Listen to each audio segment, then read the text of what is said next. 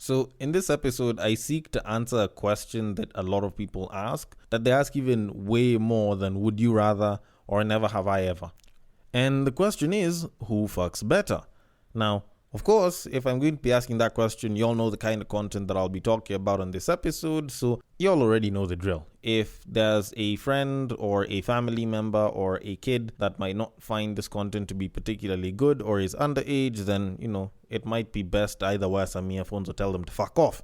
But before I get into such juicy content, let me start with something that's not as juicy and slightly annoying. Now, Demi Lovato recently came out to admit that they are no longer using the they-them pronouns as her pronouns and have reverted back to the she and her pronouns that she originally had because, well, vagina. And this came about a year after coming out as non-binary.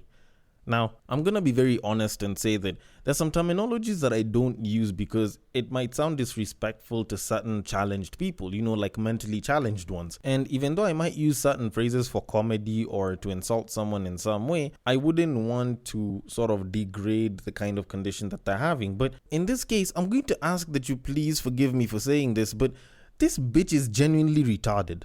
Like, this woman is actually mad. Because honestly, what the f***?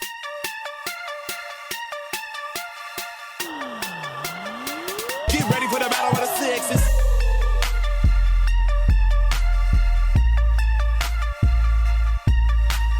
One year. Like literally 1 year.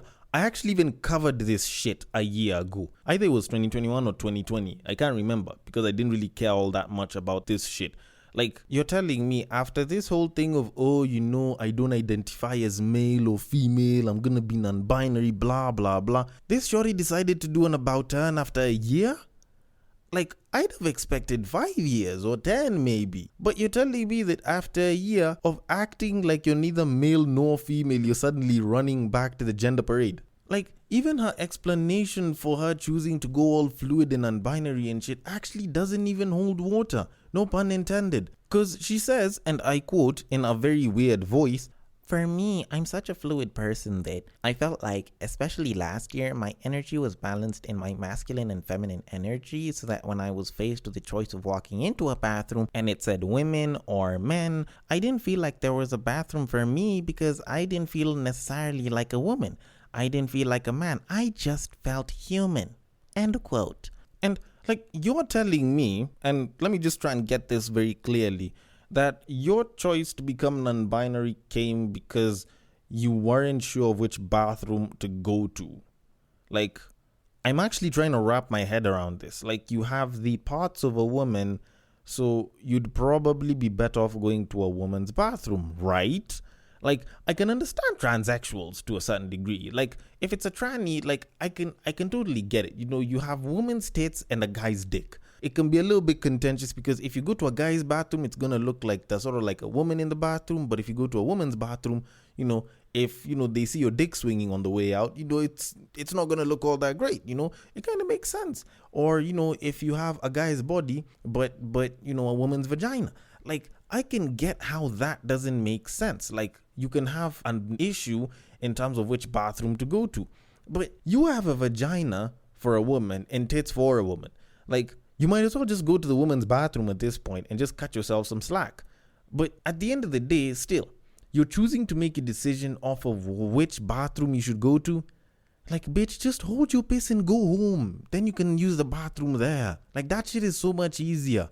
Honestly, I never really thought I'd be saying this, but frankly, if this bitch could just shut up and stick to making pop music, I think we'd all be happier as the internet. Or she could go back to doing drugs or, get off them, because clearly this sounds like some shit that someone who's on drugs would probably say. But anyways, I wouldn't really know all of that shit because I haven't tried those drugs. What I have been trying for the past 3 years is this podcast, which fortunately hasn't made me question my pronouns because I usually keep shit simple, especially the way I start, which is... Welcome to Breakdown Westside, your number one breakdown podcast, coming to you from Nairobi, Kenya. the man on the mic is a man who does not identify as she, her, gay, or them, because I like to keep it simple.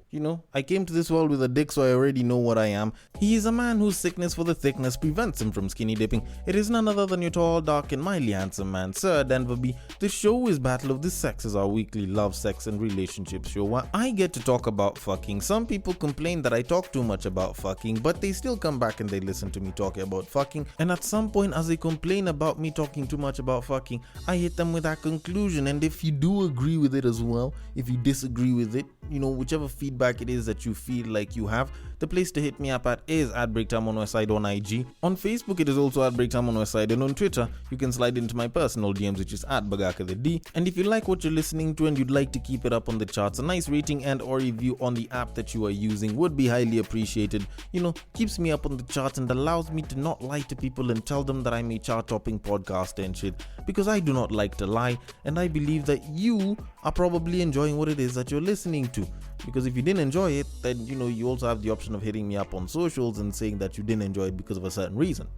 I like to work both ends so that we can both sort of benefit from each other like that. But anyways, all that said and done, we do have a bunch of wild shit to talk about on this episode, and I will start things off by talking about the man known as Kevin Gates. And no, for those of you all that don't know who or what Kevin Gates is, he is not the son to Bill Gates or in any way related to Bill Gates, besides the fact that both of them have mothers. What Kevin Gates is a hip-hop artist, and a very outspoken one of late, because while he hasn't been making all that much music, he has been on social media quite a bit, more so for his takes on, certain things that relate to sex. Now, last month, while he was on a recently started podcast, I can't remember with which hip-hop artist, he managed to talk about how apparently he once, used to bang his cousin. And it sort of became big news, but I kind of did a bit of research and I realized that this is something that he said time and time again on a bunch of different interviews, ranging all the way back from about 3 years ago. And I would have actually spoken about it on the podcast, but there was definitely wilder things to talk about on the podcast relating to sex, so I kind of did put it on the back burner.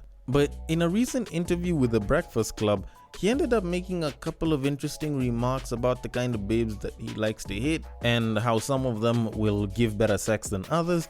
And I found his statements to be particularly interesting. So I'm gonna play the clip for you, then I'm gonna help decipher whether whatever it is that he's saying is true, bullshit, or just Demi Lovato all in general. So here it is. Have you ever met your match in the bedroom? I met somebody really close. And guess what? I'm gonna tell you something. Please don't ever ask that question. No, because he talks about it. I'm gonna tell you something. I haven't met my match, but I met somebody that's really close. And the reason I say she really, really close, oh God, don't kill me.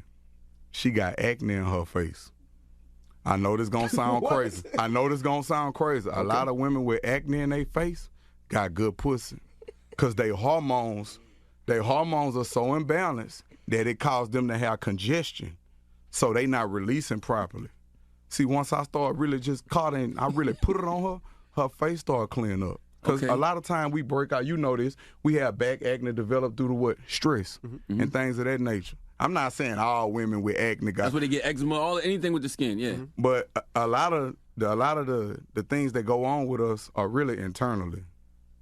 I'm not just saying it for that, but she up there.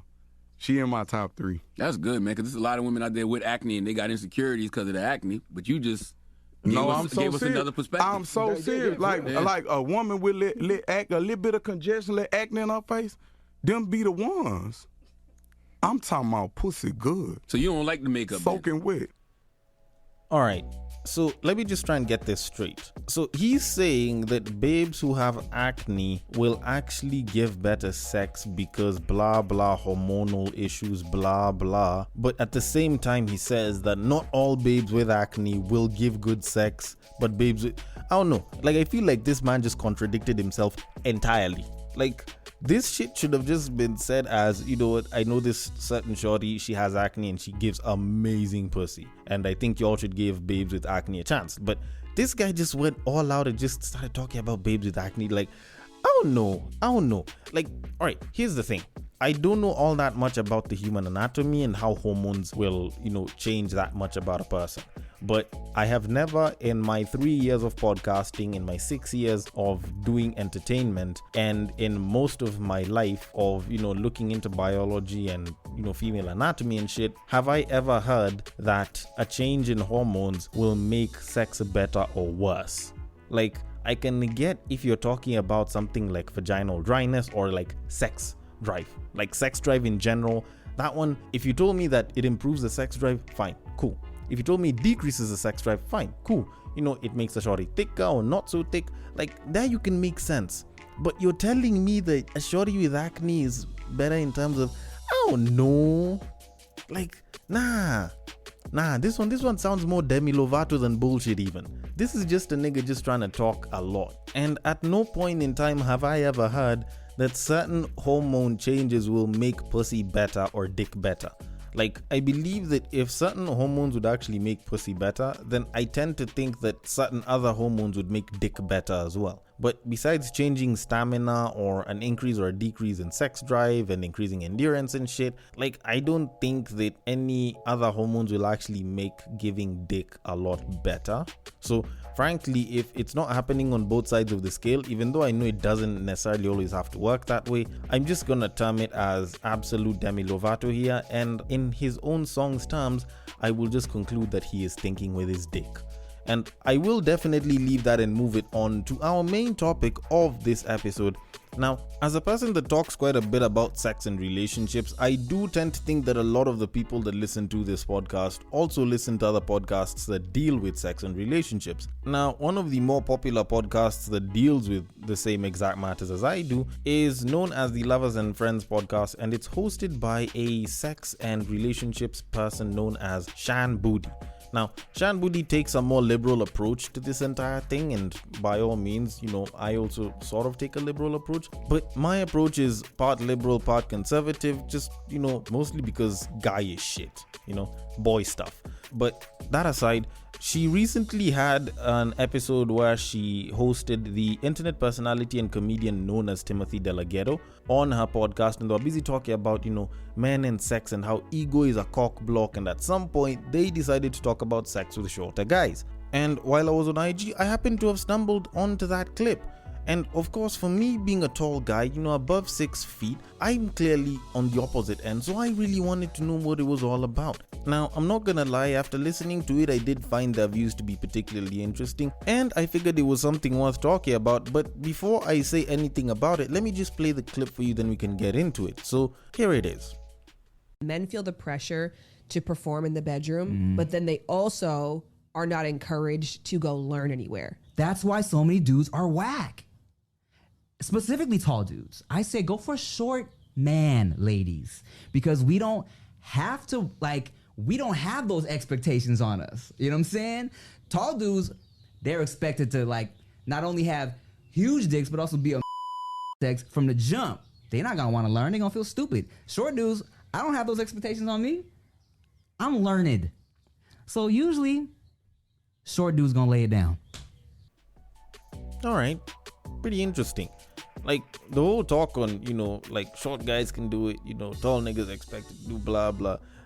I feel like that one would be a little bit hard for me to answer, whether tall guys are better in sex or worse than short guys when it comes to sex. I don't know. I feel like that's a question that I personally can't answer. It's something that I'd probably expect, the babes that have been with me or have been with tall guys in general to sort of just answer, because, well, I don't play against the home team, so it's not like I'd really talk about, tall nigga dick or short nigga dick. But was what he said particularly true? Well, as a guy who's spoken to a lot of babes, I honestly can't say, because I've never really brought up the question of who fucks better, tall niggas or short niggas, mostly just because I feel like that's a very disadvantaged question to ask, and why the hell would I start caring about what another nigga's dick does? But essentially, I think for him as a short guy to talk about how short guys give great dick, it's pretty much, him being proud of himself and, throwing some love back to a lot of short guys, which I think is particularly good and was his own comedic way of, showing confidence and being particularly happy. And the interesting thing is, on this particular clip that was put up on IG, Like, Shan Booty decided to, source a couple of comments on, like short nigga dick and how great they are in sex and how great they are as boyfriends and shit.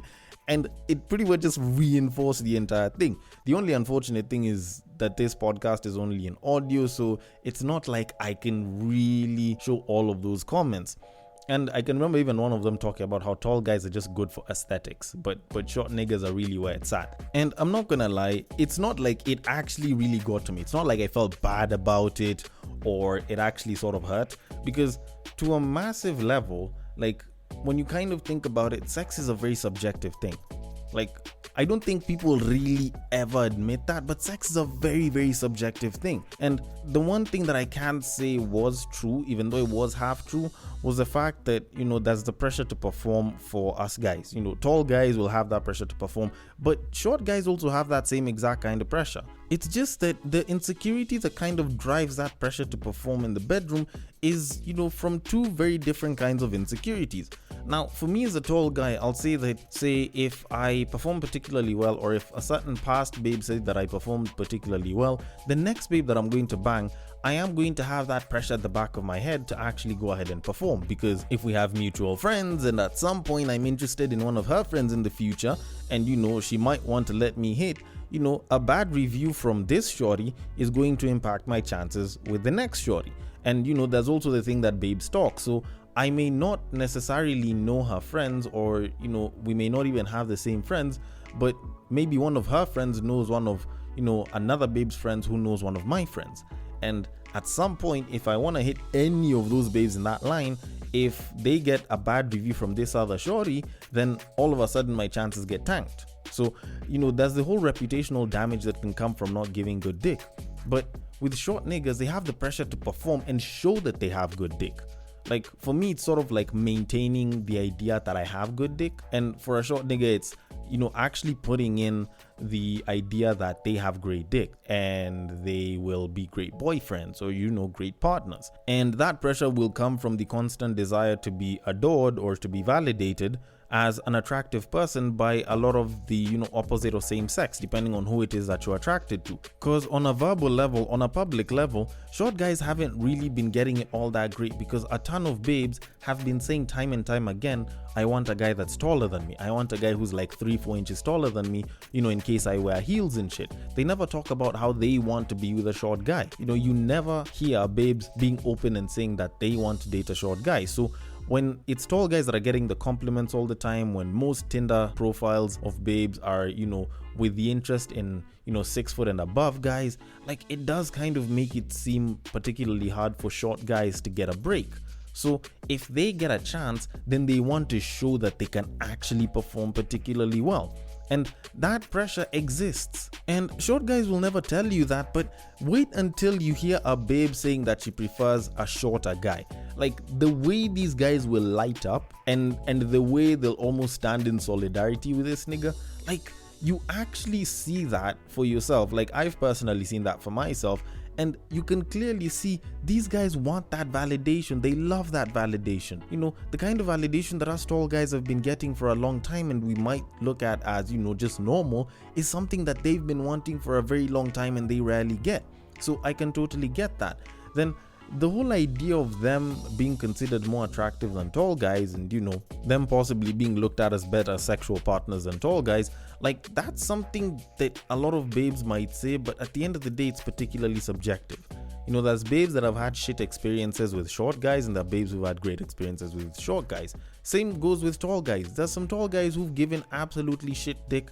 There's tall guys that absolutely have small dick. And there's some babes that genuinely just don't like tall guys as sexual partners. Like, that's actually a thing that exists. And the fact that people don't look at this shit as a subjective thing and they're like, oh, short guys is where it's at or tall guys is where it's at, is what kind of creates a certain stigma and, sort of ostracizes a certain group, and they might actually be particularly good. And the problem is people are sort of basing one incapability of performance or one inability to an entire group instead of particular individuals, which is actually particularly wrong. And the only person that it benefits are the people who are being mentioned in the better light. Like, that's kind of the only place where there's good that's coming out of it. And you don't just see this with babes, you see this with guys as well. Like, for example, there's a guy in one of the WhatsApp groups that I'm in. This guy is called Oliver. Mad shout outs to you, Oliver, if you're listening to this. Like, this guy loves skinny babes. Like, he is in for petite babes and skinny babes, and he believes that's where the love is at. That's where the best sex is. Those are the finest babes and shit. And those are the ones with the best pussy. Now, for him, he really, really loves skinny babes. And he's told me time and time again on the group that, you know what, you should try yourself a skinny babe. You will never go back. And like one or two other guys have agreed with him. But I'm gonna tell you for a fact that I feel the opposite. For me, thick babes are where it's at, you know. And I've been with skinny babes. And I have had the chance of, you know, being with a petite and a skinny babe. And I can say for a fact that I prefer bigger babes. Like, I enjoy shagging thick babes. I enjoy BBWs and shit, at least as of right now. So for me to say that I agree with him is completely off. Now, for him, he doesn't like thick babes at all. But does that mean that one of us is wrong or one of us is less right than the other? Not necessarily. You know, I like thick babes because of the certain pros and the cons, and there's stuff that I like about thick babes.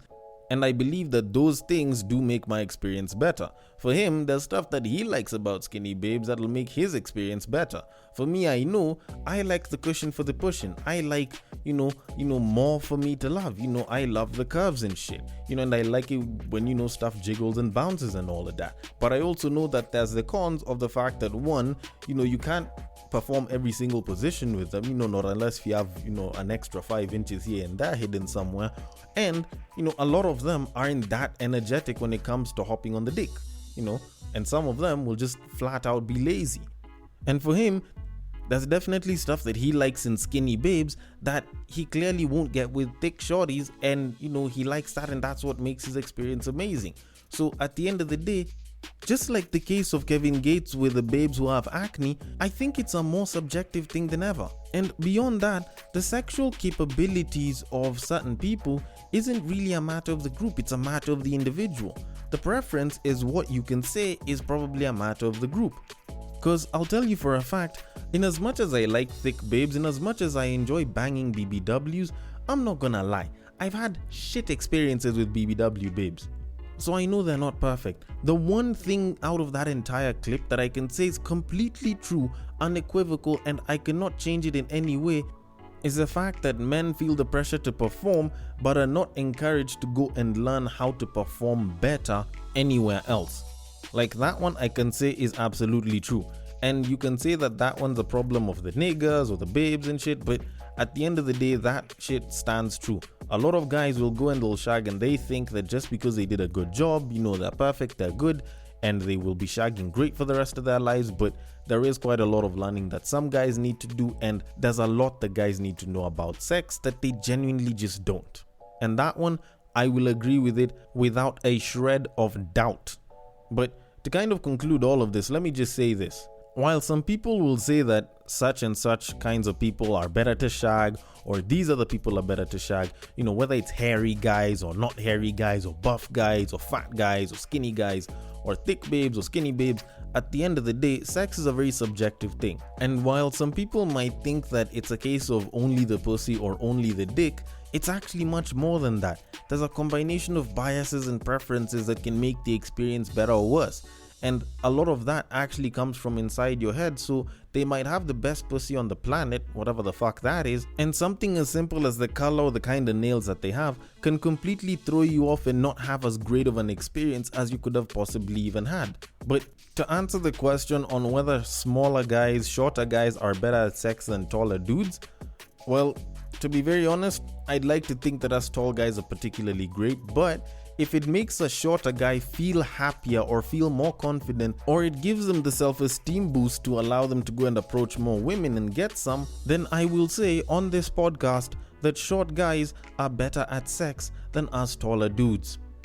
But then again, my opinion doesn't really matter on this shit because it's mostly the babes that should be telling us. So I want your thoughts on this. The DMs are open on IG, on Facebook. It is at Breaktime on my side. On Twitter, it is at Bagaka the D. I want your thoughts and comments on this. Thank you so much for listening all the way till the end. And if you are listening through Castbox, feel free to drop your thoughts and comments below and I will attend to them accordingly. And I will catch you guys on the next break.